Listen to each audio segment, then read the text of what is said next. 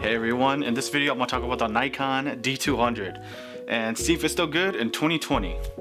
And you know what, I still think it's a really good camera for 2020. I think it's an underrated camera for 2020, especially for a 15-year-old camera. The Nikon D200 was announced back in November of 2005. This makes the Nikon D200 a 15-year-old camera in 2020. And the original price for one was actually $1,699, but it was $1,700 brand new back in 2005. And now you can get a D200 for a pretty good price. It just really depends on how much use it's had. I know some of these have been workhorses for a lot of people, but for what they are now, it's not too bad at all. Let's get to the specs of the Nikon D200.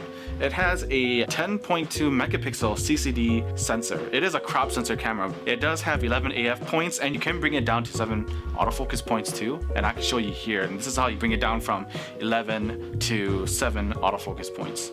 And this is how it looks like right here too. Nikon D200 does have a max FPS of 5 FPS, which it wasn't bad for, back in 2005. The ISO range does go from 100, 125, 160, 200, 250, 320, 400, 500, 640, 800, 1000, 1250, 1600, high 0.3, high 0.7, and high 1. And I'm assuming that's just 1600 and above. But with the camera itself, the ISO quality is pretty good, below ISO 1000. It does have a max shutter speed of 1/8000, so that's really nice. The Nikon D200 only takes CF cards, so if you do have SD cards, it will not work on this Nikon D200. You can only use CF cards. And I'll link some links below where you can buy some CF cards and where I bought my CF cards as well. The Nikon D200 does have a 2.5-inch LCD screen, which isn't too bad. I thought it wouldn't be as good now, but for its age, for 15 years, this LCD screen still holds up pretty good.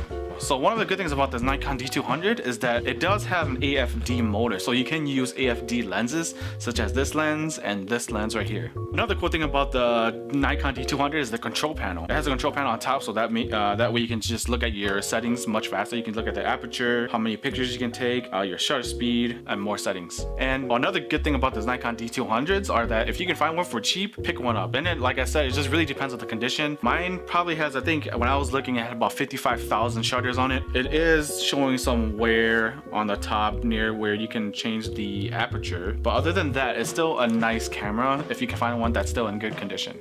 One of the bad things about the D200 is that it can only use CF cards, and for some, finding a CF card is pretty hard. And like I said, I'll link where I bought my CF cards below too. D200 does not do video recording, so if you're looking for a video recording camera, this Nikon D200 does not do video recording.